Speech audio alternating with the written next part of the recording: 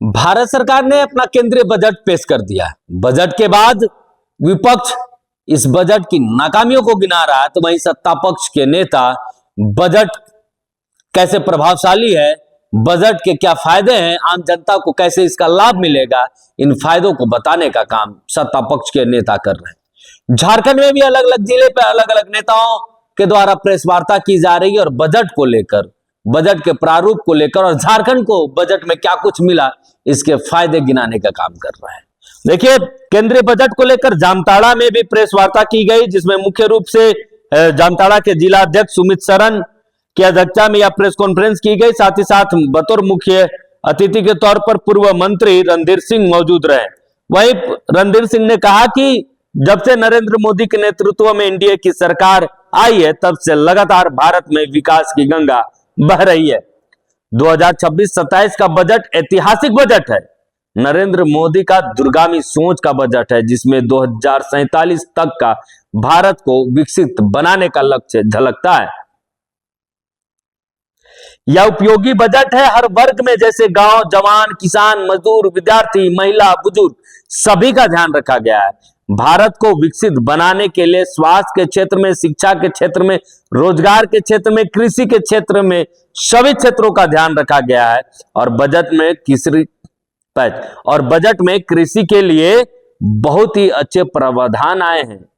प्रधानमंत्री कृषि सिंचाई योजना, जिसके माध्यम से गांव में किसानों को खेतों तक पानी पहुंचाने का प्रावधान किया गया है। पाइपलाइन से पानी पहुंचाई जाएगी। मोटे अनाज का भंडारण, फल सब्जी का भंडारण हो सके, इसके लिए शीत गृह का भी बजट में प्रावधान किया गया है।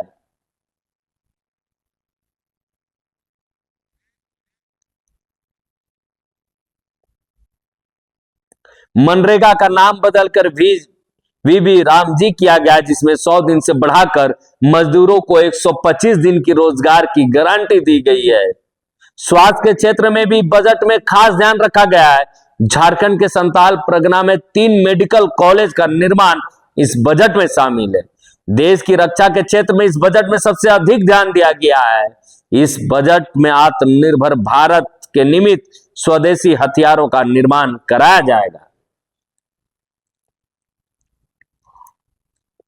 सोलर के क्षेत्र में एक क्रांति आएगी, जिसे गांव गांव तक रोशनी आसानी से पहुंच पाएगी।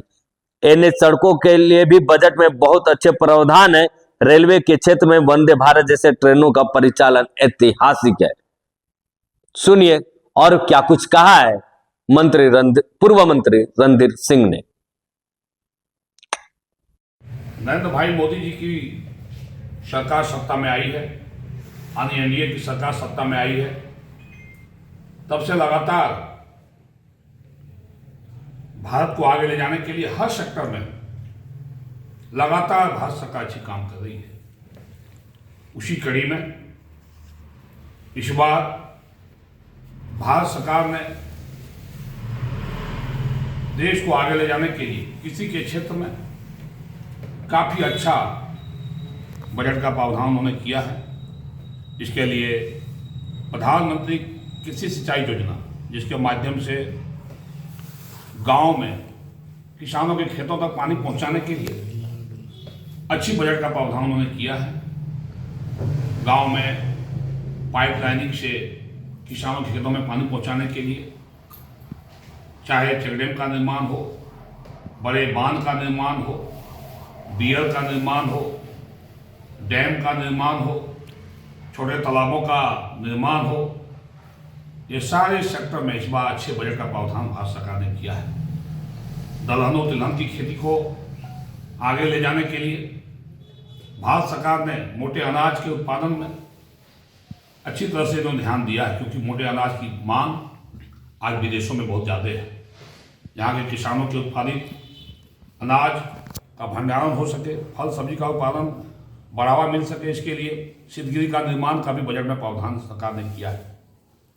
और सबसे बड़ी बात, किसानों के लिए जो भारत सरकार के लिए किसानों के खाते में जो राशि भारत सरकार देने का काम कर रही है, उसमें भी राशि बढ़ाने का निर्णय भारत सरकार ने लिया है। उसी कड़ी में किसानों के लिए बीमा के क्षेत्र में प्रधानमंत्री फसल बीमा योजना, जो बहुत ही महत्वाकांक्षी योजना है, जिसमें काफ़ी बजट इस बार बढ़ाने का काम भारत सरकार ने किया है। उसी तरह से मजदूरों के लिए, जो हमारे इस देश के मजदूर लगातार जो काम कर रहे थे, मनरेगा नाम की ये योजना चलाकर जो है